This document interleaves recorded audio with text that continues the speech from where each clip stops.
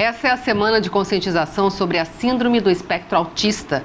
Esse tipo de transtorno pode ter níveis diferentes de pessoa para pessoa. Pesquisas indicam que uma a cada 100 pessoas pode ser diagnosticada com algum grau da síndrome. Quem conversa com a gente sobre esse assunto é a psicopedagoga Maria Carolina Lolli. Tudo bem? Tudo bem, Elaine.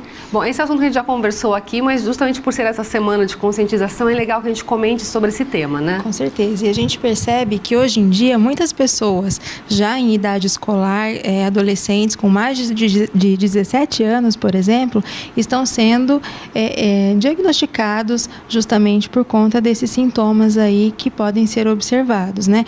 E que se não haver um tratamento, se não tiver uma intervenção correta, né, pode causar prejuízo na vida escolar, depois na vida social também, até mesmo no trabalho dessas pessoas. Existem diagnósticos fechados, por exemplo, a pessoa só chega até esse nível, outra pessoa até esse nível, ou não? É muito variado, assim, tem uma escala grande? Então, hoje em dia, até há uns 5 anos atrás, a gente diferenciava autista, aí nós tínhamos a síndrome de Asperger, que era um grau um pouco mais leve, né, do autismo. Hoje em dia a gente não faz mais essa divisão, então nós consideramos a pessoa apresentando sintomas do espectro autista. E quais seriam então, né, esses sintomas? Geralmente a pessoa não olha nos olhos quando vai conversar com você, elas têm manias, então ela tem mania de organizar as coisas em de determinada maneira, ela se irrita se a outra pessoa é bagunceira demais, às vezes ela não consegue entender quando você fala, sabe uma expressão idiomática, quando você fala assim, por exemplo, quando você vai fazer uma economia, que você vai falar que você vai guardar no porquinho, sabe? Então, essa pessoa ela não consegue entender essas expressões idiomáticas, né? Leva tudo ao pé da letra. Aí ela pode ter dificuldade em algumas disciplinas da escola, raciocínio lógico, na questão da interpretação. Eles são muito metódicos, também não consegue colocar o pensamento por escrito, dificuldade em pensamento linear, assim, não consegue conversar com você com começo, meio e fim. Então, ele está conversando de alguma coisa, de repente ele lembra de outra. Outras pessoas ainda podem apresentar inteligência acima do normal. Então, sabem tudo sobre determinado tema. Crianças que gostam, por exemplo, de dinossauro. Então, ela sabe tudo sobre o dinossauro, mas tudo mesmo. Ela pode conversar de igual para igual com um especialista, com um expert no assunto, sabe?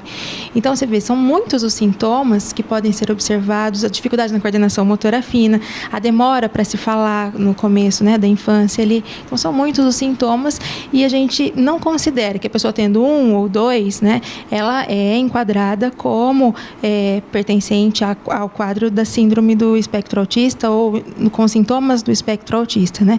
Precisa de uma observação, Elaine, bastante complexa para uma equipe multidisciplinar e geralmente essa observação ela não dura uma consulta, não é feita em um mês, geralmente se leva anos para se fechar esse diagnóstico, porque é muito sério, né?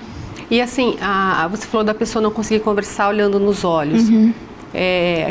Dá para conseguir melhorar isso ou não? A pessoa não consegue mesmo? Por exemplo, dá para ir trabalhando isso quando é criança? Sim, é trabalhado, né? A gente tem hoje pessoas que teriam um grau um pouco mais elevado, por exemplo, até que não são verbais, que não falam, mas que conseguem olhar nos olhos, que aceitam o toque, que abraçam, né? Outros autistas, você chegar perto e encostar, eles já rejeitam, eles já gritam, sabe? Eles também têm muita sensibilidade ao barulho, à luz, então depende, né, de pessoa para pessoa e depende do tipo de intervenção que foi feito desde pequeno. É claro que se a gente considerar intervenção desde o momento que se descobre e se essa descoberta foi realizada na primeira infância, é claro que o avanço vai ser muito maior, né? É claro que essa pessoa ela vai ter uma condição muito melhor de conseguir se relacionar com os outros, de conseguir fazer as suas atividades. Então, quanto antes se descobre e quanto antes se intervém, melhor, né? E dá para ir conseguindo ter uma vida, não vamos dizer assim, normal, mas muito próxima disso? Sim, é normal, né? A gente tem que considerar as limitações. Assim como nós temos as nossas limitações, essas pessoas que são diagnosticadas também têm as limitações delas, né? E nós precisamos respeitar. Aí é o principal, é o fundamental, né? Às vezes, se eu não consigo talvez, sei lá, não consigo fazer alguma coisa da maneira como você faz, eu preciso entender, então, que aquele é o seu melhor, aquele é o seu perfeito, não é? Então, eu preciso te elogiar também, porque você é uma pessoa que merece esse respeito, que tem as suas limitações, assim como eu. E muita gente não tem esse entendimento, sabe? Até mesmo os pais, eles têm essa dificuldade, talvez, de entender, e a questão da inclusão, né? Porque para os outros, as outras pessoas que estão no meio, na escola, por exemplo, elas não conseguem enxergar isso, né? Que assim como eles, eu também posso ter várias limitações, e aceitar é complicado. Começa a olhar mais para as limitações do que para o ser humano, para aquilo, né, que a pessoa faz, né, para suas habilidades.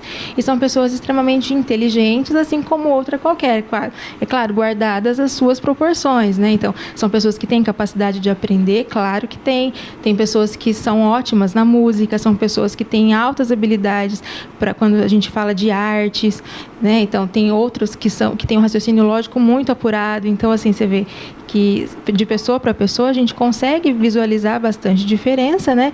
E essas diferenças podem ser muito especiais. Daí a importância dessa semana para se olhar então para as diferenças e não com preconceito, né? Com certeza. Se todo mundo conseguir enxergar que assim como eu tenho diferença, assim como eu preciso ser respeitada, essas pessoas também precisam ser respeitadas, a coisa anda de uma maneira muito mais fácil, né? E os pais também, quando recebem um diagnóstico, é um baque muito grande, né? As mães, elas ficam muito preocupadas, porque a grande preocupação é a inclusão, é colocar essa criança no meio das outras crianças, é colocar essa criança numa escola normal, mas até que ponto que colocar essa criança numa escola normal, que vai exigir numa aula prática, numa aula de reforço, até que ponto isso vai ser bom para o meu filho, né? Então, a gente precisa olhar também para o lado da criança. É claro que a inclusão é muito bonita, né? No papel, só que na prática a gente não percebe isso.